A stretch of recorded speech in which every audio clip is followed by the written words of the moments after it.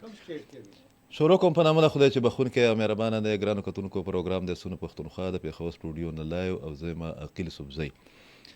د خیبر پښتونخوا چې کوم د سکیورټي معاملات دي، دلته چې کوم اقتصادي ستونزې راپېښې دي، د وفاق سره چې د خیبر پښتونخوا او د بلوچستان کوم معاملات دي، بیا تیر په تیره باندې د افغانستان په پس منظر کې چې کوم انټرنیشنل ری الایمنټ روان دی، ری انګیجمنټ روان دی، په دې باندې خبرې کول په دې حواله باندې ډېر زیات ضروري ګڼم یا ضروري ګڼل پکار دي چې د پاکستان مین سټریم میډیا دغه تمام ایشوز ته چې دی په هغه حواله باندې یا په هغه تناظر کې یا په هغه پرسنټیج باندې کوریج نه ورکوي کوم چې ضرورت دی. په تیرو 18 یا 16 غنټو کې په خیبر پښتونخوا کې په شپږو اضلاع کې تقریبا 12 حملې چې دي هغه شوي دي. په دې ټایم کې چې تاسو ته خبره کوم ښکاري داسې چې ډیره بالا چې دی هغه په میدان جنگ کې بدل شوی دی. د پرون نه هلته کې د جړپونو سلسله شروع ده. نن په هنګو کې چې دی هم زمونږ ځوانان چې کوم دي 4 کسان هغه شهیدان شوي دي. دغه رنګې په باجوړ کې موږ وکتل چې 13 ورځ هلته کې هم اپریشن وشو، 2 طرفه چې دی هغې کې کیجوالټیز شوي دي. په اعظم ورسک کې یو طرف ته فورسز کسان چې کوم دي تقریبا 15 کسان هغه وژلي دي، نو بل طرف ته هلته کې د جړپونو اطلاعات دي. په بنو کې بله ورځ 13 ورځ اپریشن شوی دی، په هغې کې 6 کسان چې کوم دي هغه وژلی شوي دي. نن د مچ نه خبره دی د بلوچستان چې کومه علاقه ده چې هلته کې هم جړپونه شوي دي او د کیجوالټیزو په غټ مقدار کې یا غټ تعداد کې چې د هغې اطلاعات دي. خو د دې سره تړلي چې دي بیا د خیبر پښتونخوا د صوبایي حکومت چې کوم کارکردګي ده، کوم پرفارمنس دی، هغه یو سوالیه نشان دی. بیا انټرنیشنلي یو ځل بیا دا خبره چې ده په هیډلاینز کې راغلې ده چې یو این او په افغانستان کې د ټي ټي پي سمیت د بعضې نورو تنظیمونو یا ګروپونو په موجودګۍ باندې د شدید تشویش اظهار کړی دی. هغه نه صرف دا چې د ګاونډیانو دپاره بلکې د انټرنیشنل کمیونټي دپاره چې دي د سوپر پاور د امریکې پورې چې دی د هغې لپاره خطره ګرځولې ده. د پاکستان، د افغانستان او د چین په منځ کې 13 هفته ډېر غټ ډیولپمنټ وشو چې په کابل کې مذاکرات وشو. په هغې کې دا خبره هم وشو چې باضابطه طور له به افغانستان د سی پی کیسه چې دی هغه به جوړېږي. ذبیح الله مجاهد د یو این او د دغه چې څومره خدشات دي هغه یې بې ځایه ګرځولي دي او ویلي دي چې د افغانستان ځمکه چې دی هغه به موږ نه استعمالو. او دغه رنګ امیر خان متقي چې کوم دی هغه هم په خپل انټرویو کې دا خبره کړې د مذاکراتو نه بعد چې پاکستان خلاف د افغانستان ځمکه چې دی نه به استعمالېږي. دا ټول څیزونه چې دي دا په خپل ځای باندې. خو 2 نوي ایشوز چې کوم دي هغه مخې ته راغلي او د هغې د خیبر پښتونخوا سره چې دي براه راست تعلق دی، بلکې د پښتنو سره چې دی براه راست تعلق دی. یو دا چې صدر مملکت آصف علي زرداري صاحب هغه د 11 NFC اوارډ چې دی د هغې د کمیشن د تشکیل اعلان کړی دی. معتبر ترین چې کوم زمونږ صاحب ګرای خلک دي په خیبر پښتونخوا کې، په پېښور کې خاص کره، هغې د خیبر پښتونخوا په نمایندګۍ باندې چې کوم کسان نامزد شوي دي په هغې په نومونو باندې یا د هغو په بیکګراونډ باندې اعتراضات کوي. دغه رنګ په نیشنل لیول باندې د نوو د صوبو د قیام یا تشکیل بحث چې کوم دی هغه یو ځل بیا شروع شوی دی. ظاهره ده چې دغه قسمه صورتحال جوړېږي یا بحث شروع کېږي، د هغې شاته چې دی موټیوز وي، د هغې شاته چې مقاصد وي، په دې ټولو هم خبره کوو. خو د ټولو نه غټه خبره چې کوم ده هغه دا ده چې د بي بي سي یو رپورټ راغلی دی. د هغه رپورټ تر لاندې چې کله په یو علاقه کې خیبر پښتونخوا چې د هغې منشن کړی ده چې کله په یو علاقه کې شدت پسندي وي، هلته کې جنګونه وي، هلته کې اپریشنز وي او بیا د سیلاب په شکل کې داسې ټراماټایز سچویشن چې کوم دي هغه یو علاقې ته راپېښ شي، نو د هغې ځوانان خاص کر یا د هغه سټوډنټ چې کوم دي د هغو باندې ډېر تباکونه سره چې کوم دي هغه دغه کېږي، مرتب کېږي. په دې حواله باندې را سره 2 مېرمندان را سره د کې په سټوډیو کې ناست دي. احمد منصور صاحب چې هغه په اسلام آباد کې دغه انټرنیشنل افیرز ډېر ښه کور کوي، هغه په کال باندې الو. رومان یوسفزی را سره ناست دی، وکیل دی، د هغې نه علاوه سوشل ورکر دی. او بیا چې کوم فیملی افیرز دي په هغې باندې د هغه خپل ایکسپرټیز دي، ځوان نماینده دی. زموږ ډېره زیاته مننه. خوشبختي دا ده چې زما خوښه تجزیه کار او چې دا ډېر غټ کنټریبیوشن دی په کاونټر ټیرریزم کې. نن چې موږ د کوم سی ټي ډي خبره کوو یا په ډیلی بیسس باندې چې کوم ځوانان د سی ټي ډي د پلیټفارم نه پرفارمنس ښیي یا شهادتونه ورکوي، د هغې د قیام کریډټ ورته هم ځي. او په ډېر کرټیکل وخت کې چې د خیبر پښتونخوا نه صرف دا چې د پولیسو سربراہ پاتې شوی دی بلکې هم سیکرټري هم پاتې شوی دی. تاسو پېژندلی ډاکټر اختر علی شاه صاحب، ډېر زیاته مننه. سلامونه، ډېره مننه. ټول ناول خو راته دا خبره وکړئ چې ستاسو یو پریس ریلیز هم ما وکتو، تاسو یو فورم جوړ کړی دی او په هغې کې تاسو په دغه کوم د NFC ایوارډ باندې د فیصله سازۍ دپاره یا د هغې د ډیسیژن میکینګ دپاره چې کوم د خیبر پښتونخوا نه نمایندګان ورکړی شوي دي 2 یا 3 کسان دي، نو په هغې باندې ډېر په لاجیکل انداز کې چې دی اعتراضات کړي دي، بیا مدام ویلي دي چې پکار دا و چې پلانی کس وي پکې. څو کاله بعد چې دی د NFC اثرنو تشکیل چې دی هغه کېږي، ځکه چې زما چې دا په اوسني ریسنټ پاسټ کې یاد شي نو ما ته نه ښکاري چې څومره وخت وشو پکې. او بیا ستاسو د اعتراض نوعیت چې دی هغه څه دی؟ اول خو به زه دې ته راشم چې آئیني طور باندې هر 15 کاله پس ایوارډ ورکوي. آخري ایوارډ چې دی وم ایوارډ و، نو دا اوس 11 ایوارډ شو، نو تقریبا 14 کاله پس شاباشي دا نوی کمیشن او زما په خیال 29 تاریخ ته اولي میټینګ هم دی. نو دا زموږ د آئین پاکستان آرټیکل 160 دا غي لاندې دا آئین کمانډ دی چې دا تشکیل وکړي او بیا دا چې کوم اتلسم ترمیم شوی و دا اکثر یو تاثر دا می چې جوړه دا نیشنل فاینانس کمیشن دا اتلسم ترمیم پیداوار دی. او زه په خپل هم داسې ډېر نه پوهېږم ځکه مونږ به پوه کوئ مونږ به پوه کوئ. دا چې د 1973 کې چې کله آئین جوړو متفقه 73 نو هغه وخت نه نیشنل فاینانس کمیشن شته او هغه ځکه چې پاکستان یو وفاقي جمهوریت دی او هغې کې د مالیاتي لحاظ سره، انتظامی لحاظ سره او د قانون سازۍ لحاظ سره اختیارات او تعین شوی دی. اتلسم هغې کې دا چې اول به صرف د آبادۍ په بنیاد به دا چې کوم مرکز به ټیکسونه راغونډول، ډیویژل پول د چیزي دا یې تقسیم بکېده. خو اتلسم ترمیم کې بیا پکې شامل شو چې د آبادۍ نه علاوه پسماندګي، غربت او د آبادۍ حجم او د ریویو کلیکشن دا پکې منشن دا پکې دا او دویم دا پکې شرط کې خو چې کم وم ایوارډ دی چې نوی چې کم کیږي هغې نه به د صوبو چې کم حق جوړ شوی دی هغې نه به نه کمیږي. حصه چې کومه ده دا بنیادی دا د دې پیمانه دا طریقې کار دی. نو اوس د بده مرګه دا آئین چې کم دا موږ انګریزي کې مینډیټري ضروري شل څو کاله بعد دا راوخته شو؟ دا ما 14 کاله به درته ووایې که نه 14 نه دا ما اراده نه ځکه تاسو لکه چې دی اولي وم ایوارډ دی د هغې مطابق کېده. تر اوسه پورې د وفاق او د صوبو په منځ کې دغه متعلقه شرایط یا تعلقات کار چې کوم دی نو د هغې 14 کاله مخکې تعین شوی دی. لکه دا لکه یو سماجي مګو آئین څه ده د سوشل کانټیکټ د سماجي معاهده ده د خلکو منځ کې او د ریاست منځ کې، بیا د وفاق منځ کې او د وفاقي اقایان چې موږ د هغې منځ کې چې دوی به خپل حکومت اختیارات به په کم ډول چلوي. نو دا مسلسل یو آئین موږ وکړو، دا آئین د قانون او قمرانی چې څه ته وایو رول اف لا، نو ټول له سپریم لا خو زموږ آئین دی نو تسلسل سره د هغې وایلیشن شوی. اوس بلې خبرې اعتراض ته لکه دې کې زموږ مشر چې دی مزمل صاحب، زه دا نه ویم چې د هغه په قابلیت زه اعتراض نه کوم، ډېر ښه سړی به وي او ډېر قابل به وي، زه په هغې باندې ښه اکانومیسټ به وي. داسې ډاکټر مشرف رسول دی دا بنیادی طور باندې DMG افسر دی او ښه لایق فایق دی، ما سره SP ریپور وم دی ACO. بیا دا سردار ماتاب عباسی سره د هغه PSO پاتې چیف اکانومیسټ پاتې او بیا د په ایویشن کې PhD کړی بنیادی طور باندې.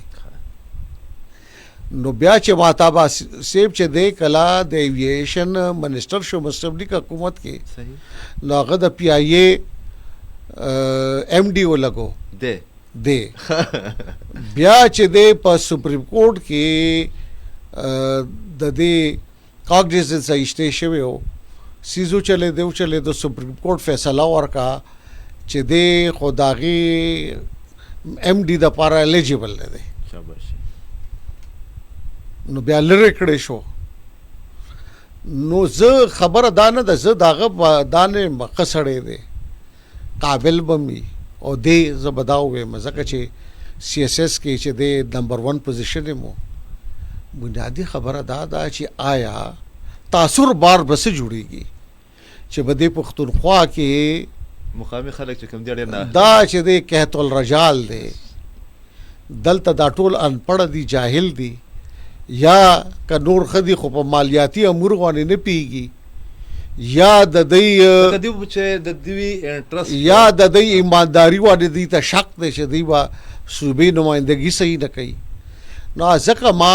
زما په ذهن کې چې کم سیول سروینټو نورم ډېر خدي هغه پاکستان لکه امجد علي خان پاکستان ټاپ کړي شکیل دورانی چې پاکستان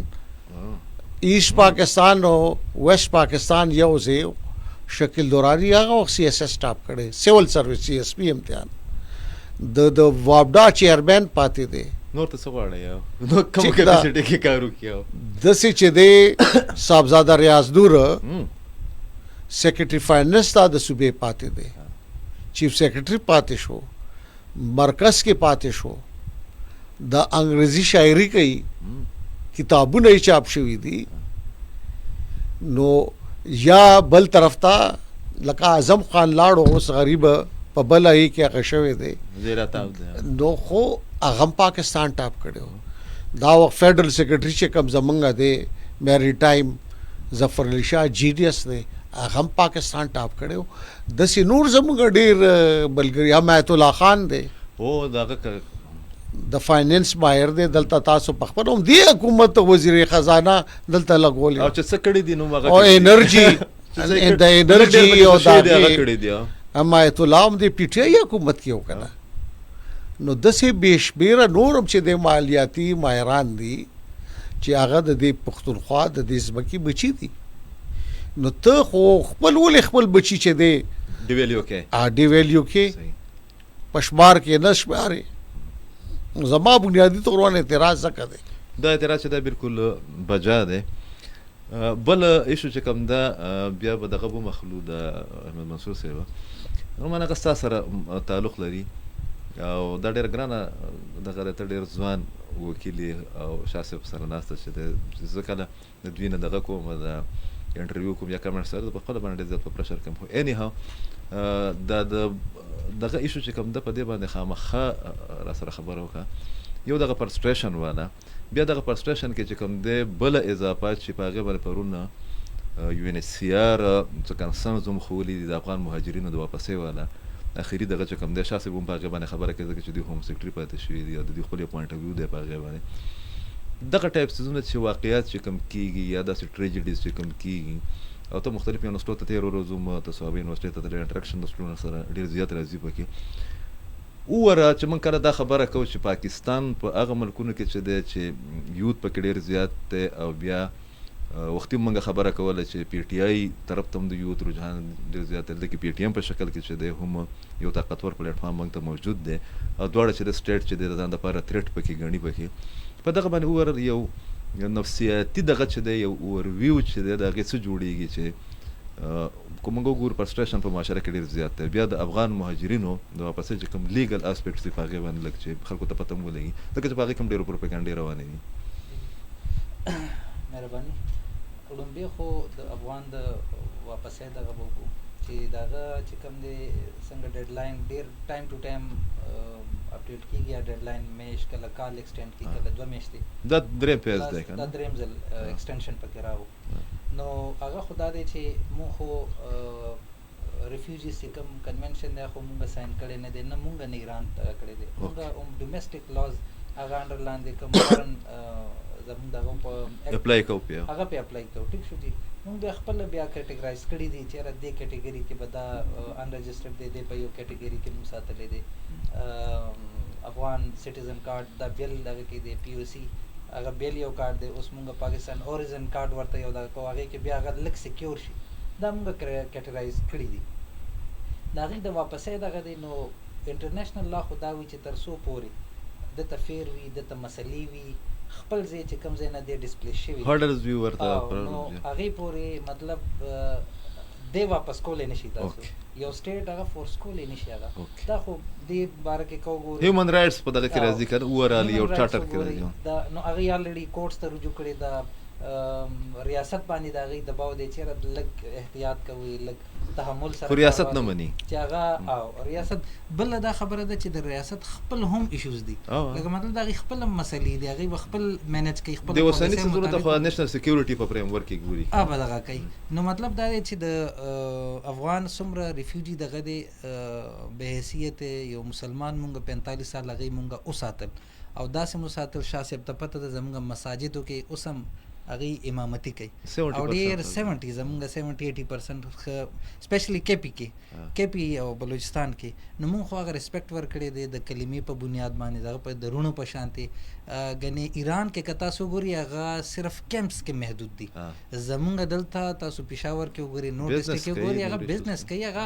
لایف انجوای کوي چې کوم ایجوکیشن دی هغه خخ تعلیمي اوراله په دې مسکا صاحب خبره کوي اوورال یو دا عام تاثر موجود دی چې زمونږ پښتانه غواړي هغه چې د هر طبقه خلک د چیرې د په خوشګوار ماحول کې چې د پوره پروسس چې د دغه شي خو د فرستریشن ورشه چې کوم دی کنه تاسو په مختلفو یونیورسيټو کې چې کله خلک او رشاسب ما یو میاش مخکې پروګرام منګ وچلو او د 200 سټوډنټ سره چې هغه د ټاپ د خیبر پختونخوا د یونیورسيټو نه تاسو خو د صوابي یونیورسيټي په قیام کې تاسو ډیر بنیادی کرداروم د پاغه به بیا خبره کوي تاسو یقین وکړئ چې ډیر زیات پرسټریټډ وغه ماشومان هغه سلیکټیو سټوډنټس د یونیورسيټو د کالجونو یا د سکولونو نو او جنرال نالج چې د ماشاءالله هغه خدا سه وکړه مې چې دا یونیورسيټیانه ټوله بندول پکار دي لکه دا زما ذاتی پوینټ اف ویو ده کنه چې بالکل خیریتو ورته په سیشن باندې راته خبره وکړه چې ستا خپل مشاهدات سره دا کته زیات ګرځي کنه پاغه ولا باندې خپل باندې ځوانو مې جی بالکل فرستریشن دا سې دي چې لکه د دې مختلف هغه موای چې یاره فیکټس کې دي شي هغه لکه د انساني رویونم کې دي شي د نظام نم حالاتونه اقتصادي دغه مختلف معاشي حواله سره نو هغه مختلف انګل نه بعضو کا داسي یو کس دغه سره زیاتې وشي نو هغه دومره مایوس شي چې هغه سټیټ خلاف روزي هغه د یو مایوسه دغه دي نو هغه د نظام خلاف زکه आवाज دا کوي چې هغه لړي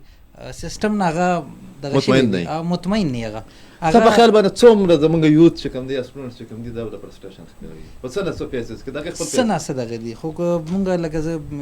ابل اورزم زه صوابي یونیورسيټي ته زما وزټ شو زمونږ یونیورسيټي کې جنرالي یوت باندې سپیشلی دا غي چې کوم کریکټر بیلډ دی هغه باندې مونږ لکه ډیر کار کوو د سټوډنټ حواله سره 70-80% د ځوانانو عمده دغه د چې بار ته لاړ شو نو امید یو سیستم دلته د معاشي دغه د تاسو د پاسپورت تاسو وګوري لګا د افیس بهر لاین لګیدل او زیاتره به ځوانان درته ملاويږي پړې لیکي ځوانان دي نو او جی هغه ډیر غټ پرسنټیج دی هغه مایوس دي هر په لار تاسو هر دویم ځوان وګوري او مایوسي نو هغه وجه دا چې یو خو نظام داسې دی څوک د رویونه دغه دي څوک چې کوم دی د رښتونه مایوس شي دي سکیورټي هم دا بیا چې کوم دی مختلف ذرایع دي مختلف ذرایع دي د تربیت چې کوم دی یا دغه توجه چې کوم دا ټینشن هغه به کوم فیکټر دی خادا احمد منصور سے زموږ سره پلان السلام علیکم جی हेलो अस्सलाम वालेकुम अस्सलाम वालेकुम कैसे हैं आप अहमद मंसूर साहब जी अल्लाह का शुक्र आप कैसे हैं शुक्र है आप से बात करके हमेशा खुशी होती है और आपके एनालिसिस को खास कर एक्स पर हम बहुत ज़्यादा एंजॉय भी करते हैं उसमें मालूमात भी होती हैं इसमें 2-3 इश्यूज़ पर हम बात कर रहे हैं एक तो ये है एक बार फिर ये जो नए सूबों की तश्कील का या सूबों की तादाद में इजाफे की बहस चल निकली है इसको बाज़ लोग शक की नज़र से क्यों देख रहे हैं एक ये और दूसरा ये कि पाकिस्तान आज आलमी बिरादरी में कहाँ पर खड़ा है इसलिए कि आप तो इस्लामाबाद में बैठे हुए हैं और आपके तबसरे होते हैं मैं सुनता भी हूँ अब तो लग ये रहा है कि जितनी भी डेलीगेशन आ रही है उनको कवर करना भी मीडिया के लिए एक मुश्किल काम बन गया है جی بالکل، پہلی جو بات آپ کی ہے یہ ایک صرف اب سیاسی ایشو نہیں ہے، اس کو بنایا تو سیاسی جاتا ہے. صوبوں کی وہ نئے صوبوں کی تشکیل آپ کہہ لیں، نئے انتظامی یونٹس آپ کہہ لیں. اب پاکستان میں جو بالکل ایک غیر فطری قسم کے صوبے جو جس طرح کی ان کی تقسیم ہے، دیکھیں نا کہ ایک بہت بڑا ہے صوبہ، ایک آبادی کے لحاظ سے بہت بڑا ہے، ایک رقبے کے لحاظ سے بہت بڑا ہے، سچویشن ہے، ایک یونٹ چھوٹا ہے. اور اس کے بعد پھر اب ایک جو مالیاتی جو کمیشن ہے، نیشنل فائنانس جو آپ کا ایوارڈ ہے، وہ بھی اسی سے لنکڈ ہے کہ آپ نے صوبوں کا نظام بھی چلانا ہے اور اس کے ساتھ ساتھ پھر آپ نے وفاق کو بھی مضبوط رکھنا ہے. تو اس میں کوئی شک نہیں ہے، دنیا میں بہت سارے، میں تو کہتا ہوں کہ شاید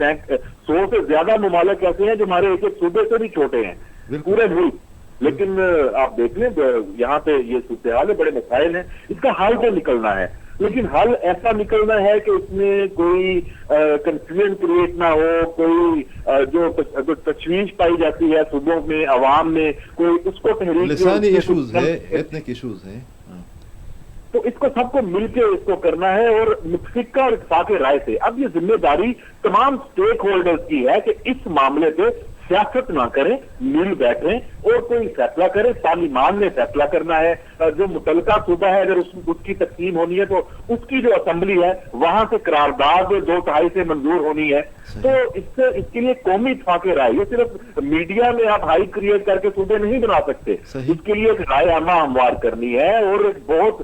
وسیع آپ کہہ لیں کہ اس میں کام کرنا ہوگا. یہ دنوں میں یہ کام نہیں ہونے والا، لیکن یہ بحث شروع ہوئی ہے، یہ اچھی ہے، مثبت ہے. اور اس میں آپ یہ بھی دیکھ سکتے ہیں کہ جو صدر مشرف، جو پریزیڈنٹ مشرف پاکستان کے سابق مشرف سے کہتے ہیں، اس کا نظام تھا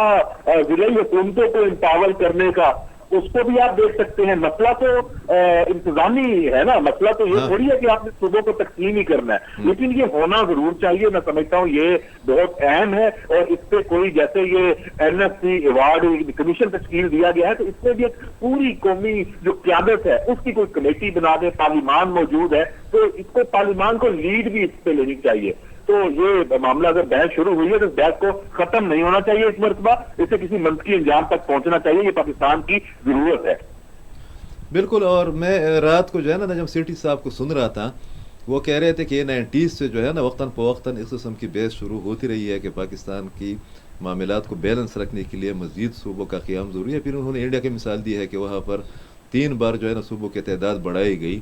ابھی یہ اس پر آپ نے ضرور اپنے ریمارکس دینے ہیں کہ آپ کو نہیں لگ رہا کہ پہلی بار خیبر پختونخوا کے اندر اور بلوچستان کے اندر سیکیورٹی فورسز کی کارروائیوں میں یک دم اضافہ ہو گیا ہے، باوجود اس کے کہ خیبر پختونخوا میں ایک ایسی حکومت ہے جن کو فیسیلیٹیٹر کے نام سے یاد کیا جاتا ہے اور یہاں پر سیلاب کی صورتحال بھی ہے. تو یہ انسدادی دہشت گردی کی کارروائیوں میں تیزی کیوں واقع ہو گئی ہیں؟ جی بالکل، یہ کارروائیاں جو ہیں انسداد دہشت گردی کی یہ بڑی مربوط اور حکمت عملی کے تحت یہ اس میں ہم اضافہ ہم دیکھ رہے ہیں. اور اس میں ہم نے اس دفعہ یہ بھی دیکھا ہے کہ جو صوبائی حکومتیں ہیں چاہے وہ وفاق اور اسٹیبلشمنٹ کے ساتھ ہم آہنگی ان کی نہیں ہے، تب بھی ان کو آن بورڈ لیا گیا ہے اور کسی حد تک جو معاملات ہیں چاہے بند کمروں میں ہی کہیں اتفاق رائے ضرور ہے. ہاں سیاست کا جو مارجن ہے ان کو شاید دیا گیا ہے، وہ ابھی بھی سیاست کرتے ہیں. پھر جو لوکلز ہیں، جو مقامی آبادی ہے، ان کو انگیج کیا گیا. باجوڑ میں دیکھ لیں کہ کس طرح جو فری کین تھے اور اس میں خاص طور پہ جو فتنہ الخارج جن کو ہم کہتے ہیں، انہوں نے عوام کو گمراہ کرنے کی بڑی کوشش کی ان جو کارروائی آپریشن کے حوالے سے، لیکن اس کا اثر ہے اس کو بھی ظاہر کیا گیا. اور اس معاملے میں جو معاملات اب آگے بڑھتے نظر آ رہے ہیں اور کارروائیوں کے جو نتائج ہیں وہ بھی آپ دیکھ رہے ہیں کہ کافی زیادہ اس میں عوام بھی کھڑے ہو گئے ہیں، عوام بھی جو ہے نا جرگوں کے ذریعے کھڑے ہو گئے ہیں. ابھی آواز آ رہی ہے آپ کو؟ ہاں آ رہی ہے. اچھا، تو یہ جو صورتحال ہے اس نے جنم لیا ہے اور میں سمجھتا ہوں کہ یہ فیز بڑا اہم ہے اور اس فیز میں اگر آپ کا جو آپ افغان جو مہاجرین کی واپسی کا جو مرحلہ ہے یکم ستمبر سے شروع اس کو بھی شامل کر لیں تو اس کی اہمیت انسداد دہشت گردی کی جو کاروائیاں دونوں صوبوں میں شروع ہوئی ہیں وہ اور بھی بڑھ جاتی ہے. تو اب یہ اس میں آپ دیکھ لیں صوبوں میں کیا اب ہم آہنگی وفاق کے ساتھ اس میں اگر کہیں پہ نہیں ہے تو پھر بھی بیٹھنا چاہیے, اور اگر کوئی سیاست کر رہا ہے تو اس کو یہ باور کرانا چاہیے کہ بھائی آپ کی سیاست ان معاملات میں قابل قبول نہیں ہے, آپ بالکل اپنی سیاست کریں, آپ اپنا جو آپ کا جو اپنا نظریہ ہے اس کو لے کے آگے چلیں, لیکن جو قومی معاملات ہیں اور یہ جو زیادہ دہشت گردی ہے جو اس سے تو سارا ملک آپ کا صوبہ تو خاص طور پہ خیبر پختونخوا جس میں بیٹھے ہیں, ایک طرف تو ابھی تو جو یہ سیلاب کی صورتحال بن گئی ہے اس میں اس سے آپ کو توجہ دینی ہے, اوپر سے آپ کی دہشت گردی ہے اور اس میں آپ بیڈ گورننس ہے, بڑھ رہی ہیں, بیڈ گورننس روزانہ کرپشن کے جو ہے نا وہ کیسز اور رپورٹس آ رہی ہیں. جی آپ اپنی بات مکمل کریں پلیز. اچھا, تو ابھی یہ جو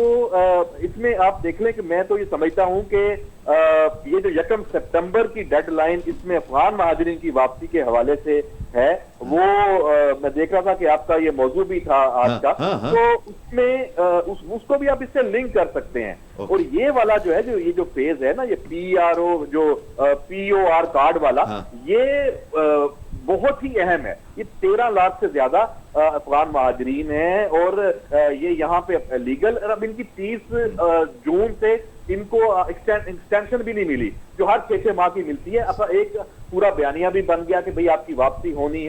ہے, ذہن سازی بھی ہوگی, سب تیار بھی ہیں. اب یہاں پہ پیچھے نہیں ہٹنا اور ایک اچھے طریقے سے جس طرح ان کی خدمت پاکستان نے کی ہے, افغانی جو شہری ہیں یہاں پہ رہے مہاجرین, اب ان کو اچھے طریقے سے واپس ہر صورت میں بھیجنا ہے. اب اس میں افغان حکومت یا طالبان کی اس کا کردار کس طرح ان کے ساتھ انگیجمنٹس ہیں, اور آپ نے جو بات کی عالمی سطح پہ پاکستان کی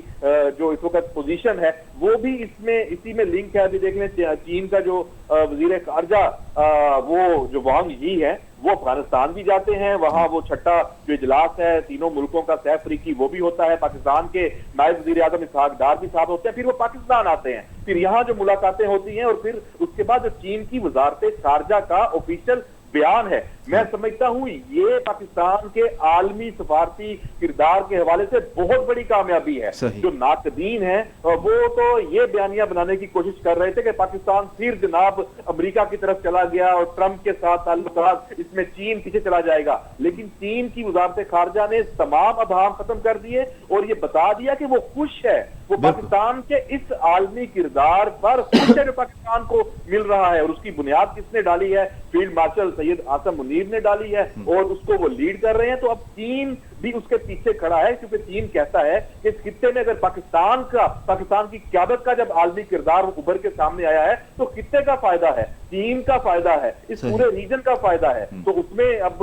دیکھ لیں اب آپ کو چین اور روس وہ بھی اس میں شامل ہوتے نظر آ رہے ہیں, اور پاکستان کی جو اہمیت, اور پھر ہم وہی بات کرتے ہیں کہ جو ہمارا جو دشمن ہے, جو ہمارا مشرقی جو ہمسایہ ہے, جو انڈیا ہے, وہ اس خطے کا جو چودھری بن کے بیٹھا ہوا تھا یا سمجھتا تھا اپنے آپ کو, وہ یہاں پہ اس وقت کہاں کھڑا ہے, تنہا ہو چکا ہے. اور ہمیں اس سارے منظرنامے کا جو فائدہ لینا ہے وہ پاکستان میں امن کے لیے لینا ہے, پاکستان میں خوشحالی کے لیے لینا ہے, اور اس کے لیے پھر افغانستان, یہ افغان مہاجرین, یہ یہاں پہ جو ترقی یہ تمام چیزیں جو ہے نا یہ فیکٹر انٹر لنک ہے,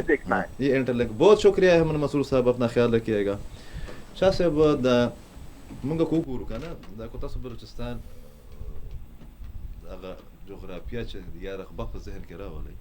مشته خبره ده چې منیجبل خو بالکل دی نه. یو شی چې د هغه تاسو خامخا خبره وکړئ ځکه چې تاسو شناخت د کیریر شاندار کیریر یا د تجزیه کار نه علاوه چې د یو پښتون دوست سکالر په حیثیت باندې هم دی د بلوچستان د ایشوز چې کله موږ ډسکس کوو کنه په دې کې موږ د پښتنو د آبادي چې ده کنه دا ولې ماینس کوو, او آیا کو دا کم لږ ډېر چې خدوخال مخې ته راغلي دي. نن زما په خیال باندې جیو نیوز یو خبره چلول چې یاره بلوچستان چې دی نو هغه په 200 کې کم از کم دې باندې خو اتفاق رایې ده, یا خیبر پښتونخوا په 2 کې په پنجاب او په سند باندې هغې وی چې لږ مسله شته, لږ ډېر د یو میټینګ ریفرنس یې ورکړی دی, ډیټیلز ما ته په کې نه دي معلومه. خو د هغې چې کله موږ جغرافیه ګورو یا د آبادۍ تناسب ګورو نو څومره غټ ښارونه چې کوم دي یا څومره آباد بلوچستان چې کوم دی دا خو د پښتنو دی او د پاکستان د قیام نه مخکې دی. دغه زمونږ قوم پرستان یا زمونږ میډیا چې ده نو په دې باندې خبر ولې نه کوي او دغه صوبو باندې خامخا چې په دې کې اضافه پکار ده که نه ور سو پورې چې میډیا دا نو که سونه ټلویزیون چینلز دي دا غي هډ کوارټر یا اسلام آباد کې دی یا لاهور یا کراچي کراچي. صحیح ٹھیک ده صحیح. او اینکرز پروډوسرز ټول هم دا غي علاقې دي. بیا همیشه دا ټول کمرشل زیاتر او ٹھیک ده بلکې دغه د میډیا پرسن چې کوم دی مالکان خو پرې د خپل اشرافیه کې راځي نو دا کمرشل شي نو هغه دا ګوري چې آډینس کاستر نشا علم لګای ما نو د 200 آډینس دی. صحیح صحیح. که زه د بلوچستان د چمن یو ایم پی ای دی دا خبر چلو ما نو دا سونه خلک دي کې دلچسپي پاکستان کې لري نو داغي مطابق سپیس په لایويږي تک خبره ک خبرونه دي سونه هم داس ٹھیک ده هغه کې لکه ډان راواله میټروپولیټن دی نیوز راواله داغي هغه نو هغه کې یو پیج یو سو خبرونه وي نغم دنه نور دی غیب شي اډو چاپ کینا. صحیح صحیح. نو بنیادی یو وجه دا ده او دویم دا ده چې بدقسمتي دا ده د بده مرګ اوس ته بلوچستان راواله پښتانه چې موږ ورته جنوبي پښتونخوا وایو جنوبي وو کنه نو څومره دی هغې کې چې دی لس پارټیانې دي ټول تقسیم دي هر سړی ځان ته وایي چې زه لیډر یم هته لږ لیډران لږ زیات نو چې ته دا یو خو ویلیا سرم کمې او چې بیا فرد نورم تقسیم در تقسیم نو ستا آواز به بیا څوک څه اوري. صحیح ټیک ده مقدمه نشته دا اوس دا ګوره دا زما وایس هم نشته دا زما ګوتې دي که نه دا چې ځان ته بیلي بیلي وي د دې څه زور نه وي خو چې کله یو ځای کم دا سوکتي جوړ شي نو څو پورې چې دی دا د چونکې د پښتنو د قوم پرستۍ خبره وکړه که خیبر پښتونخوا ده که دا پښتونخوا ده او که هغه پښتونخوا ده نو څومره تقسیم دي په مختلف ډېر زیات د مذهب په نوم تقسیم دي مسکا د قوم پرستۍ په نوم تقسیم دي د عام سیاست پی ټی آی حساب سره تقسیم دي نو د بس مؤثر آواز اوچتای نو اول خو پکار دادا کښ دی ځان او چې دوی په یو پیج شي کنه چې یو پیج باندې کم از کم دا قوم پرست شوک ځان ته وایي نو یو سیټ نشي ګټلې نو وی بیا ځکه غي چې کله کې کرمو نو که یاد درته شاباش شریف صاحب سوي حصہ بقدر جوسا نو دلته چې کله کې ټیکر حکومت نو په برکس کې سونه ورته ملاو شوی او په صوبه کې سونه ورته سیټونه ورکړي وزارت کې 2 سیټه ها صحیح او بل چې دی قومي وطن پارټي هغه یو کسو نور چا وایستو نو دلته ادراک دا پکار دی او بیا ورسره دا چې للته تاسو لکه د نوې کول دی زمونږه دا غي ډیر تفصیلی تاسو خبر وکړه دا خو تاسو د نن خبره کوي کنه زه چې کله طالب علم وما او تا دا وی چې را جنرال نالج نو زاغه وخت لا مې چوکا بیا پولیټیکل ساينس ډپارټمنټ دا وخت ډیر اوچت ډپارټمنټ وي کې ډاکټر اسرار او ډاکټر آر ام نائب او داشر خلک نو یو زمونږ مضمونو دا تھرد ورډ چې دی پولیټیکل ډیولپمنٹ نو هغې کې یو خبره وه چې تھرد ونګ چې دی که نه هلته د خلکو په خواهشاتو کې انقلاب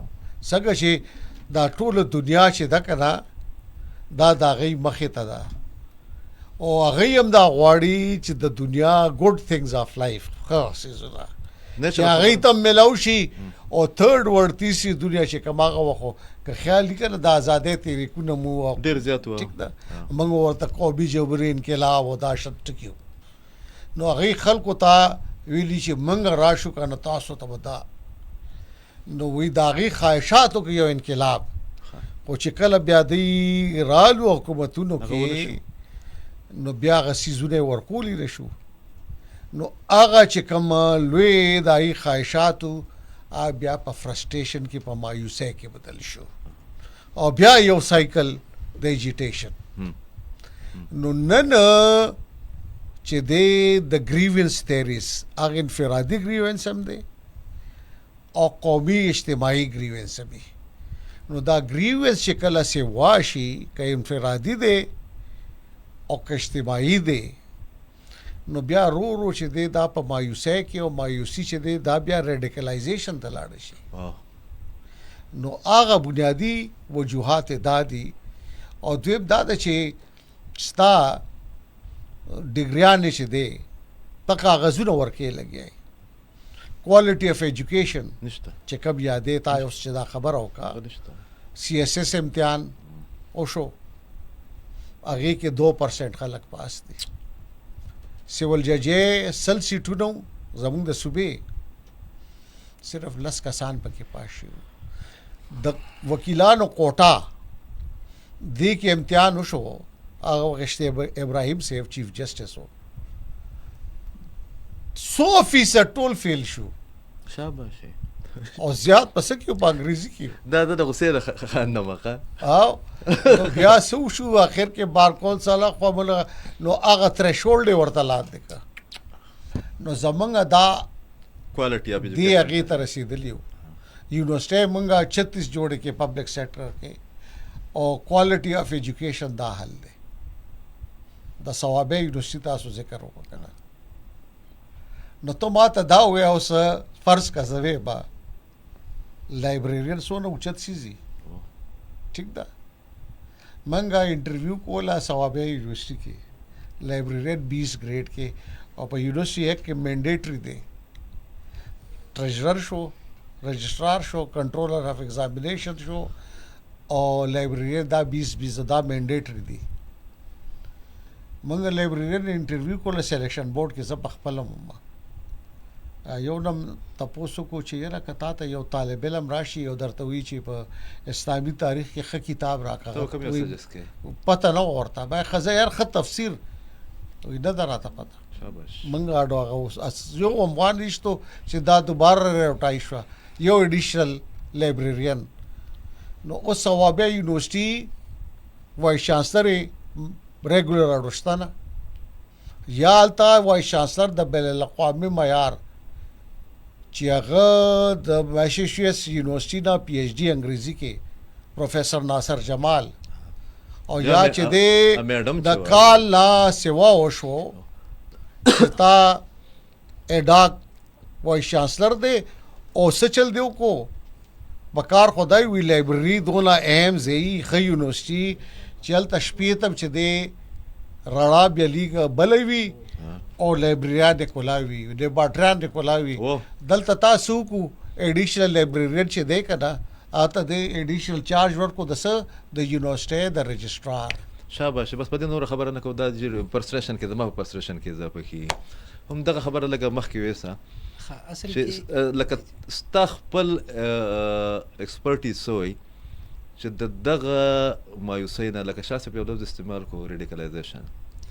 په دې ټایم کې څوک مني او که نه مني شاه صاحب خو د دنیا له ټولو نه غټ ګوریلا تنظیم چې موږ ته دهشتګرد تنظیم وایو د هغې ټاپ لیډرشپ چې دی 95% او د هغې واریر چې کوم دي چې په دې ټایم کې موږ پروګرام کوو په مختلفو علاقو کې یا نور وجني یا ځان وجني هغه پښتانه دي او هغه چې دي زیات پکې ځوانان دي پکې نو دغه ریډیکلایزیشن والا فیکټر پکې چې دغه څومره بیا د سوشل میډیا چې موږ دغه کوو لکه چې شاه صاحب خبره کوي نو فین کلب خو نن سبا جي د ټیک ټاکرز دی نن سبا خو نورې کاتې ماتې روانې خاص کر په پښتنو کې یا موږ چې د یو بل ته څنګه کنزل کوو په کومه طریقه باندې چې موږ دا ډیلینګ کوو دا سیستم خو به مخکې ځي مطلب مایوسي راغه دا یو ټایم کې شدت اختیار کی یا ځان وجني یا مخکې وجني اوس مسله دا چې سولوشن ځکه دا زموږ یوت دی د هغې دپاره به کوسه لکه مطلب هغې دپاره به لایحه عمل څه طی کوو هغه خو د هر څه نه مایوسه دی دې ټایم کې به مونږ سره آلریډي سیرت النبي شته دی چې هغه مونږ فالو کو. ګوره معاشره چې کومه د هغې بنیادي اکای انسان دی، د انسان مرکز زړه دی. تاسو که 1400 سال مخکې وګورئ، هغې نه مخکې وګورئ، انقلاب راغلی د کلب که پیر جانه، چې تر څو د هغه زړه دنیا بدله نه وي که نه، نو د هغه ظاهري دغه نشي چینج کېدی. اوس زمونږ دومره بدقسمتۍ دی زمونږ د پیرنټس چې هغه د بچي ته عمده ده کوي چې ته به انجینیر جوړېږي، ته به پیسه ګټې، ته به دا کینی کوې. ورسره نه زیاتر او مونږ روټۍ یو ځای نه خوري، دې بل سره بالکل چې جی. دا انټراکشن نه کوي. بالکل هغه تربیت په څه کېږي؟ دا ماشوم خو به نه لازماً تعلیمي دې ادارې حد ته بیا څه کوي؟ رسېږي. شاه صاحب چې دا کومه ده ګولهباري وکړه، جی جی تعلیمي ادارې چې دي د هغو کوم غیله راځو. د اقبال یو شعر به زه کوټ کم، مجھے شکوا ہے یارب خداوندان مکتب سے. دا سل کاله مخکې لکه نن سل کاله مخکې، مجھے شکوا ہے یارب خداوندان مکتب سے. دې کې به ټول راشي، سکول کالج یونیورسٹی مدرسه کې اقبال یو شاهي شعر بچوں کو. مفهوم دا هم دی چې موږ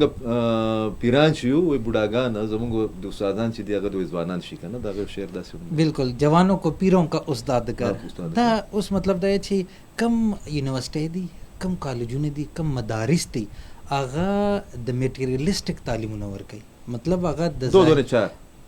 جی جی هغه د دې دغه کوي. نو هغه که نقصان کوي، که هغه رویونه نقصان خوري، که هغه میټیریل وایز معاشي حوالې سره هغه دغه شدت راځي دغه سوچ کې چې هغه لږ هم نقصان کوي. هغه نن سبا تاسو وګورئ چې په سوشل میډیا باندې رو وجویني،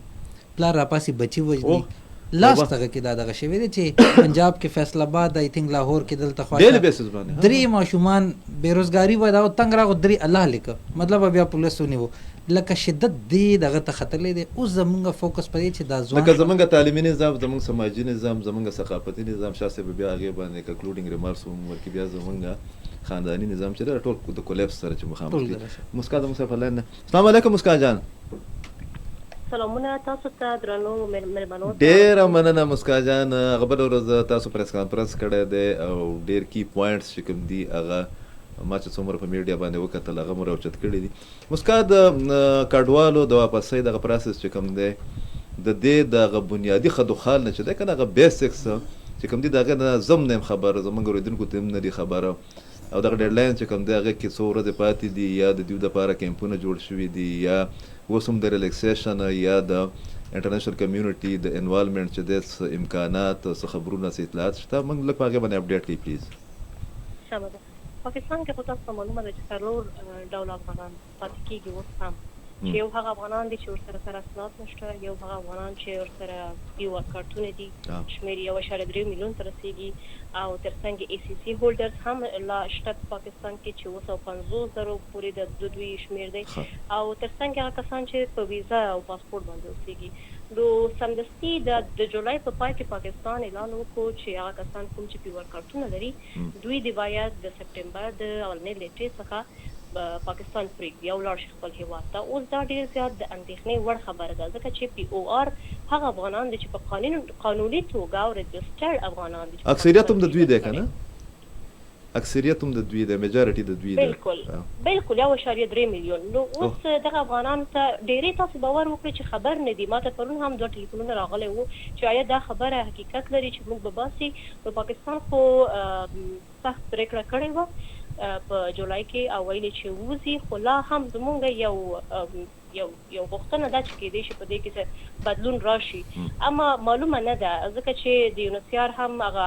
خبرې ډاډمن خبرې نه دي. موږ ته په ډاډمن توګه باندې ځواب نه دی لېږلی. نو ګورو چې څه کېږي، او نړیواله ټولنه خو په وار غږ کوي. نن هم د یو ان د آی او ایم اعلان راغلی دی چې پاکستان نه چې کوم افغانان افغانستان ته ځي هلته د سایکولوژیکل ایشوز سره او ترڅنګ فاینانشل ایشوز سره مخامخ دي.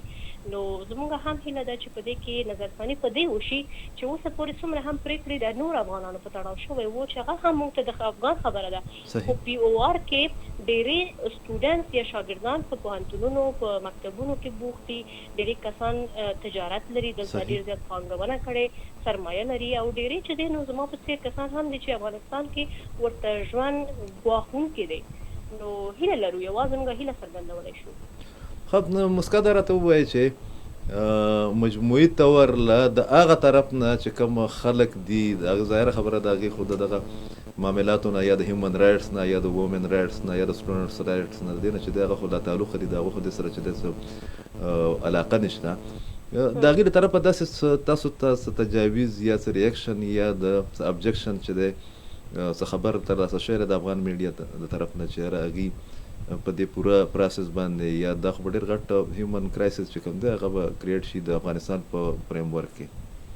نه ما ته نه ښکاري، ځکه که داسې وایي نو د ایران نه چې شاوخوا 2 میلیونه پورې کسان وایستل شو او په ډیرو بدو حالت کې په افغانستان کې د مهال چې ورته د سرپناه د کار د خوراک د مرستو کموالی دی، نو په هغه کې چې څه غوښتنه نه ده کړې، نو په دې کې هم لا نه ده کړې، بلکې یو څو ورځې مخکې خو ما یو څه نور وکته، بلکې ولوستل چې هغه افغانان چې اوس روان دي ډېرې هڅه کوي چې د ډیډلاین نه مخکې ووځي تر څو چې د پولیس د جنجال سره مخ نشي. نو هغو ته هم غوښتنه شوې چې په تورخم کې ډېر زیات د انتظار ویستلو پر ځای دې هلته جلال آباد پورې لاړ شي او هلته بیا چې کوم نور پروسس وي یا د هغوی لپاره د یونیفیال اړخه کوم 150 روپۍ ټاکل شوې هغه نور پروسې به هلته ورته کېږي. نو لا خو موږ نه ګورو، خو البته زه به تاسو ته وایم چې د کال 2015 د پیلېدو سره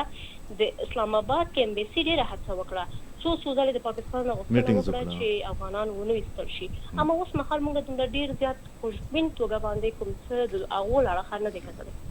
ډېره مننه مسکان جان، الله دې ټولو ته خیر کړي او موږ په دغه ایشوز باندې شاه صاحب راغونډې کوي. دا د مهاجرینو د مسله چې کوم ده که نه دا خو بار بار سر راوچتی پکې، خو ما بېګا څنګه چې ما احمد مسعود صاحب ته خبر وکړه نو نجم سیټي صاحب ډېر معتبر دغه دی تجزیه کار دی او خلک ډېر په غور باندې وي. هغه چې د دغه نه بعد د دې معرکې حق نه بعد د پاکستان د نیشنل سیکیورټي سټیټ چې کوم یو تیوري ده یا کنسپټ دی، هغه چې په دې کې اهمیت کې هم اضافه شوې ده او تریټ لیول چې دی هغه نور هم زیات شوی دی. نو هغه هم دغه احمد مسعود صاحب خبره کوله چې دا پوره د ری انګیجمنټ یا د ری الایمنټ په مد کې چې دی د ریاست پاکستان د اقدامات روان دي او هغه د NFC واډ او د صوبو د چې د دغه سره لینک او هغې د خبر په اقدام وکړه چې کله په د پاکستان د قیام نه بعد اولنې د ډان اخبار تاسو وختي ذکر کو د هغې د ایډیټوریل ریفرنس ورکړی دی چې اولنې بجټ چې کله ورکړی کېدو نو 70% بجټ چې و نو هغه د دفاع په مد کې چې دی هغې ښودلی شو. زما په خیال ظاهره ده چې 48 به اولنی بجټ چې په دغه کې به کېدو پکې، خو دا خو هم د کنفلیکټ یو وجه جوړېږي که نه، خاص کر زموږ چې دلته کې کوم قوم پرست یا زموږ مذهبي حلقې چې کوم دي ایو نه کله د TTP چې دی هغه هم د مهاجرینو واپسۍ باندې یو سټیټمنټ چې دی هغه جاري کړی دی. د دې سره به موږ د ډیلینګ څنګه کوو چې دا په خوشګوار انداز کې چې دی چې دا موږ یو وایډنګ پوزیشن ته ووسو؟ یو لکه تاسو د سکیورټي نېشنل نو یو طرف ته راشي نېشنل سکیورټي، بل ته راشي انساني حقوق چې دي هیومن رائټس، نو دې کې بیا دا توازن چې دی دا ساتل ډېر ګران دي. نو بعض وخت بیا قومي سلامتي ته فوقیت ورکړي بیلنس کې نو پریارټي باندې هغه راولي خو یوی لکه یو تاثر جوړ شي. زما په خیال کې چې کوم واکمن دي هغوی ته یو صحیح تجزیه پکار ده، ایویډنس بیس چې څه ته وایي، موږ ریسرچ چې که نه دا همیشه ایویډنس بیس دي. هغه ټولو نه زیات به خیبر پښتونخوا او زموږ جنوبي پښتونخوا بلوچستان کې دلته به افغانیان وي ډېر زیاته، ټیک ده دلته دي. نو دا قتل غواړي چې هر کال څومره چې جرایم شوي دي تقریبا زه به ووایم اوسطاً 3000 دې کې مرګ هم دی، دې کې زخمی کېدل هم دي، دې کې هر څه دي. نو دې کې 100% افغانیان دي. صحیح، دا ډیټا دی رو باسي. دهشتګردي شوې ده وروستو زه به 200 کاله یاد کړم، ټیک ده، د دې مختلف شکلونه دي. دې کې 100% افغانیان دي. فرض کدا یو 1% دي نو بیا خو زموږ ټول هغه تیوري غلطیږي. صحیح، او دم دسې ګورې دا مام ریسرچ کړو دی ونه زما آرټیکل راغلی او اسماعیل خانم ډان کې شه دی باقاعده د CPO نه سټیټس ایستیو شاباش د هوم ډپارټمنټ نه. یاد مې شي رپورټ او ٹھیک ده. نو دا یو طرف ته چې دی مې بل دا چې ټیک د منګه پاګې باندې خو د سخت کړي ریفیوجیز لا باندې خو ورسره منګه چې کوم یونیورسل ډیکلریشن اف هیومن رائټ دی پای خو د سخت کړي کنه منګه هیومن رائټس ایشو د موږ سره رښتې دي جی د خلکو سره هیومن رائټس کې دا چې یو ملک حالات موافق نه وي نو ته په زور هلته څوک بیا نشي هغه کولی. لکه دې کې وګوره لکه دا وخت دوه قسمه مختلف کیټګریز خلک دي. لکه اوس دلته ته وایي هنرمند اوس ورته وایي که نه سندرغاړی دی هائی کورټ د هغې پاس کې د غور کړی چې نو باسي میوزیشن دی دا ټول دي. نو افغانستان کې با څه کوي وجنې خدای دې ټیک ده د ښځو تعلیم هلته ته اصلي دا به څه کوي هلته هغه هلته د بیوټیشن دکان کولاوي فرض که زموږ د میډیا خلک نشي تللی نو ته لکه دا شن حالات دا به کیټګرایز کې نه په دې کې بیا ته بیا تا راته وایې چې زموږ صوبه کې منګه 2013 او 14 کې زه چې ہوم سیکرټري وم ناصر دورانی هغه ډېر شوقین و دې څیزونو الله دې ورته شرط ورکړي با خو کله کله دې څیزونو مخالفت هم کو چې د خلکو ته تکلیف رسول دي هیومن رائټس دي. تا چې د قانون جوړ کو ونریبل هغه بلډنګز بیا دې دا چې څومره ټیننټس دي د هغې رجسټریشن نو هر یو ټیننټ که هغه پاکستانی دی که پښتون دی که ماجر دی که بل دی که افغانی دی د هغه تا دا ټول رجسټریشن څه دپاره کړی دی صحیح تا هر یو نو ته هغه ویریفای که وګوره که نه دغه سرویلنس کو کنه تا دې دپاره ډیټا اسې دې هغې کې ساتلې ده اسې خلکو ته تکلیف ورکړي. نو ته دا انالیسس وکړه چې تا جرایم وشو دهشتګردي کېږي نو دې ډیټا کې تا څه چلو کو څومره خلک دې پکې هغه کړي دي. نو دا طریقه پکار ده یا په دنیا کې چې څنګه ده امریکا ده کینیډا ده آسټریلیا ده یورپ دی هلته تا د شریعت ورکولو دپاره طریقې کار دی مختلف قسم ویزې دي شریعت دی چې تا یو کس چې دی 10 کروڑ روپے فرض کا انویسټمنټ کوي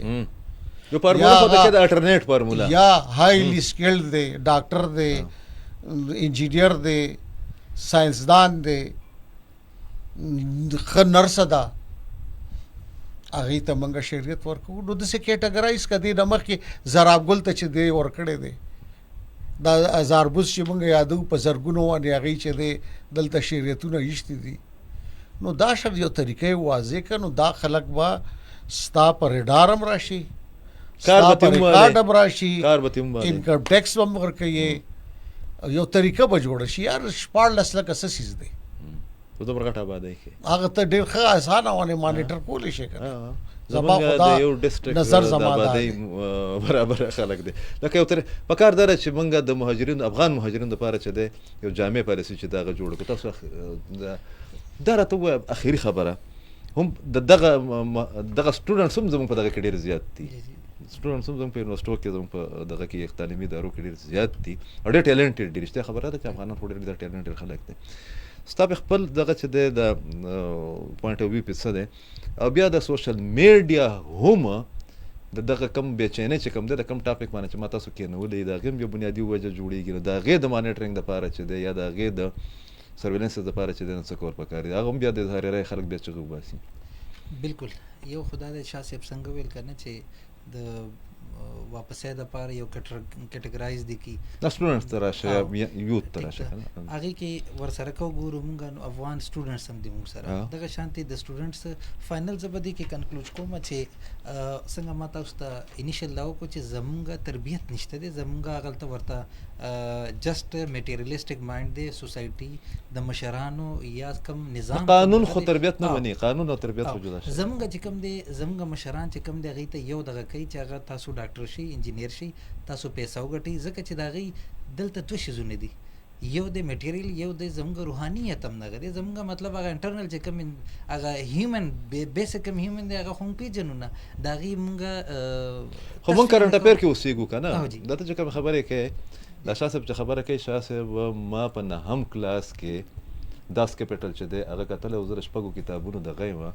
دا رایټر ما داس کیپټل ما په نهم کې کتل او په دې مینس کې چې زما درې کتابونه راغلي زه په اوس هم نه پوهېدم خو زمونږ هغه یو کلچر چې و هغه و یا د استاد احترام یا د هغه انټرکشن چې کوم دی هغه په خپل ځای باندې موږ ته چې دا بل مصیبت راغی چې دا کیبورډ واریرز دي جی جی ما په دې دغه کې وکتله شاه صاحب په هغې د بیا دغه کې خیر دی یو 15 منټه به اضافي پکې والو پکې چې د خلکو په خوله کې مایکونه ورمنډي دا دغه والا د سوشل میډیا والا سوشل بالکل جی د سوشل میډیا انفلوئنسر ورته وایي کوڅه ورته وایي دا ټیک ټاک دې دپاره سپیشل لاس پکار دی پی ټی ای دپاره یا نور داسې حکومت دی دې دپاره داسې سپیشل لا جوړ کړي چې اوس هر کس راغلی د یوت هغه په میدان کې ګرځي خپل چینل کولو کړي په دې لیمیټډ پکار دي او د دې یو خاص ضوابط پکار دي چې هغه رول لا لاندې چې کوم دی هغه ریګولیټي دا نه چې هر انسان د مایک والی کیمرا والی بس میدان کې دی ګرځي او هر رنګه لکه اخلاقی امورل مغی لګیا وي هغه هر څه سوشل میډیا خو ټول خرافات نه ډکه دي نایټ شي ټول هم دا دغه دي که د ورځې هم دا دغه دي مطلب هغه حکومت په اړه گرفت نشته په دې د دغه فرستریشن په چې کوم اسباب دي په هغې کې د دې غیر ذمه دارانه استعمال هم شامل بالکل دي جی بالکل شاه صاحب هم دغه باندې را دغه کوي چې موږ همیشه چې دی که نه یو ټایم کې ستاسو غوندې سکالرز یا غټو خلکو به دا خبره کوله چې یاره یوه معاشره یوه طبقه یو قومیت یا یو ملک چې کوم دی هغه د ټکنالوژي یا د مختلفو چینجز چې کوم راځي د هغه د پرس نه تېرېږي نو هغه بیا ټرین کېږي موږ روزانه په بیسس چې دی که نه موږ په زوال کې روان یو لکه موږ د پروپیګنډه ګردۍ د بدترین دور سره مخ یو نو په دغه کې بیا زمونږ اجتماعي ذمهواریانې چې کوم دی هغه څه جوړېږي دا ټیکنالوژي لفظ چې دی کوم وایشتو که نه دا ټول ټولز دي که نه بنیادي خو ټولز دي او علم نو علم ځان ته سیز دی ټیکنالوژي د هغې یو حصه کیدی شي نو که کمپیوټر دی که دا ما سره موبایل دی دا ټول ټولز دي علم سبل علم خو کتاب کې دی هغې دپاره او بیا په کمپیوټر کې خو د پی ډي ایف کتابونه هم شته د دنیا هر لایبرري ته ایکسس کولی شي نو دا بنیادی طور ولې تعلیم وایي چې دا د ذهن او د جسم د تربیت هم دی څه ذهن او د جسم د تربیت دی نو دې کې ته وګوره لکه دا فزیکل ټریننګ ولې کې چې ته دغه یې دغه ٹھیک ده او تربیت کې دا راځي د ذهن د تربیت چې ته کوم قسم کتابونه ته به لکه بنیادی طور باندې لرننګ انوویشن کریټیویټي تعلیم داسې پکار دی او ستا ویلیوز در کې پیدا کی امپیتھی در کې پیدا کی لکه زه سکول درته یو خبره کوم مونږ چې کله سکول کې پنځم شپږم لایبرري به وه نو موږ به وی چې پیریډ به باقاعده به لایبررۍ ته بوتلو هلته زمانه کې فیروز سنز والا ناولې به وي ډېل کارینګ یو یو هغه موږ ډېر زیات کتلی دی یو خوا د دې علاوه ناول اگر چې ما د ټول نه زیات دغه کتلی دی چې د نسیم حجازي والا که نه لکه ابي رمزا کی داستان طلسم ہورش ربا ہاتھی داند کی چور آلی پر کیا گزری صحیح دستا د یو د ریډینګ یو دغه به جوړ کړه کنه یو ماحول به جوړ کریټیویټي یو کنه شوق وو بیا دسه بګه د سینیئر سیکشن وو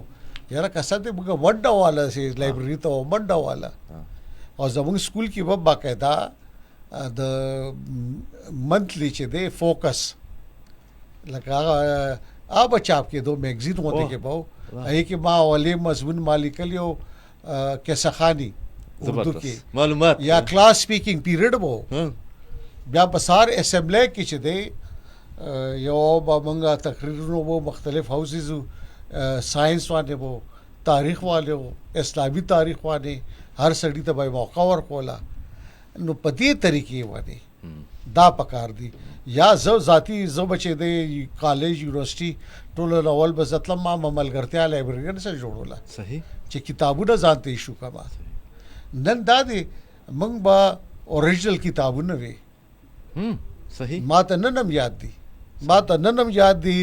چې لسم په اردو کې کم مضمون دی او کم مصنف وو. صحیح. سلیکشن بورډ کې ما تاسو کو بیا وی چې ما خو 2015 کې کړي بای ما 73 کې کړي ما ته یاد دی. صحیح. خبره اوس په تاسو خبره کوي هغه کس په لګي سټوډنټ په لګي جی کنه هغه موبایل کې ګوتې ډیر مننه جی دې شوز باندې خامخا تاسو چې د خامخا تر ځوانانو نمائندګي کې د مسکا صاحب هم ډیره مننه د احمد منصور صاحب هم ډیره مننه. اسه لګوند کې لایټر وین ونه جی یوازې دې نه کې زم نمائندګي کوم د ځوانانو نه په دې کې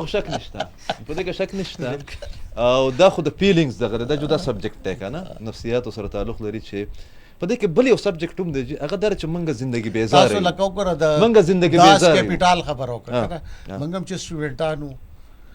دا خو ډیر لکه دسه کمپلیکس راغی دا ډیر سخی ورته ډیر ګران دی منګه لکه بیا د دې هغه دی لکه میکسم ګور کی مام کتل مگر د کالج نه مخکې کتل نو دا غو د کتابونه زمانه کې یا به موږ لکه د سایر لودیانوی فیض احمد فیض او دا ټول چې دی کنه زمانو کې ویلي دي. تاسو خو بیا هم دغه د مرکزی پښتونخوا کې وای کنه ما خو لاټین کې خپل کلی کې چې دی نو دا ډایجسټ چې دی د هغه وخت اردو ډایجسټ قومي ډایجسټ سسپند ډایجسټ چې دا دومره لکه موږ دې څه هغه خبر وګوره چې قوم پرستی څه ته وایي سوشلیزم څه ته وایي کامونیزم څه ته وایي چین والا کامونیزم څه ته وایي او هغه څه دی او عوامي جمهوریت څه ته وایي او قومي جمهوریت څه ته وایي دا باسونه به اجازه باندې یو خو تاسو خبر وکړه نو دا تاسو د ځوانۍ خبره کوله یا د یوت فیلینګز ویجی کنه زه همیشه دا خبره کوم چې شاه صاحب چې ستا کله طبیعت خراب وي نو د شاه صاحب سره چې ته کښېنې سړي طبیعت ښه شي. موږ زندګي بیزاره تاسو یو سروې وکئ چې نن سبا موږ هغه ځای کې پښتانه خبره کوم د پاکستان په فریم ورک کې خبره کوم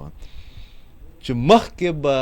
څوک به ناستو او روان کس په سلام ونه کو نو د ناستو کسانو به ورته آواز وکړو چې راشه خیر خدای سلام دی ونه کو. تاسو پریکټس وکئ تاسو نن سبا چې د چاته سلام وکئ کنه وعلیکم سلام خلک نه او دا ټول تعلیم زیات شوی دی خو نور خبرې چې دی هغه ډېرې خرابې شوې دي پکې او ستاسو په بهاب باندې خپلو اوریدونکو ته چې دی دا خبره وکړم خاص کر یوت ته چې د دنیا له ټولو نه جدیدترین ریاست چې کوم دی که نه چې خلک پسې مري ما او شاه صاحب خو ته تلي امریکا او دا ټوله ټکنالوژي چې دا 90% د دې کریډټ چې دی امریکې ته ځي په امریکا د دنیا د پبلیکیشن په حواله باندې شاه صاحب په دنیا کې په 1 نمبر ده. په امریکا کې 1 میلیون یو بک ایډیشن چې کوم دی هغه چاپ کیږي او تاسو به نوټ کړي وي په یورپ کې هم خاص کر د یو کې سایډ باندې چې تاسو کله د جهاز نه کوزیږئ یا د بس نه کوزیږئ نو هغه خلکو په دغه سفر کې په 3-4 غنټو سفر کې پوره کتاب چې کوم دی هغه دغه کړی دا ختم کړی پکې او د اخبارونو هم د ټول نه زیات پبلیکیشن چې کوم دی هغه په امریکا کې کېده کې بیا خلک خبره خا د ریډیو ټول نه زیات استعمال چې کوم دی هغه په امریکا کې امریکا نه سیوا شه دی کنه چې انګلند ته لاړ شي کنه هغه خو جدا د داغي ټریډ کې یار د څه ولاړ وي او کتاب وې لګي هغه خو ټریډیشنل خلک هم دي کنه انګلند خو هغه ټریډیشنل هم دي کنه خو دا بل خو خلک بل یو هغه تر ازبا دا بیروبي خبره ده کنه گریوینسز دا ټرمپ ولې پاپولر شوی چې کم دا غیزي خاص کر رورل علاقې وې کړه نو هغه کې گریوینسز پیدا شوی سنس اف ډیپریویشن پیدا شوی چې دا چې کم بار نم خلق راغلي دي دا نور دي ټیک دا ټیکنالوژي خو مخکې لاړه سیلیکون ویلی دا هغه دي بینکونه دي او دا زمونږ روزګار موږ د پاره شنګ شو نو هغه ځکه هغه اداره ورکا امریکا فرست اوس چې د پرون د نیویارک ټایم د واشنګټن پوسټ رپورټ ته 9.5 کروڑه خلک چې کوم دي د امریکا نه وباسي دا چې د یو ډیسیژن چې د غره روان دي تاسو بیا ډیره مننه خاص کر ستا نورکیم چې ډېر ښه دغه دی د انټرټین کې خلک جنتي سړی دی ډېر زبردست اخر کې ګلار بیګم خلکوانه اوري ښه سړی دی او ګرانو اوریدونکو کتونکو موږ ټیم هم لږ زیات واغستو ستاسو کالز راځي وروستیا خبره دا ده چې یو خو څلور مېلمانه راسره موږ لازمي ګڼل چې د خیبر پښتونخوا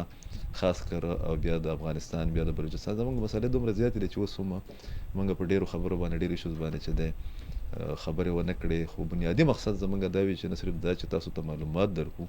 بلکې لږ ډېر چې زمونږ کوم مشاهدات وي یا لږ ډېره مطالعه وي د هغې په بنیاد باندې د خاص کر زمونږ د یوث چې کوم دی د ینګ جنریشن د هغې لږ ګایډنس هم وکړو. اجازت راکړئ، د الله په امان.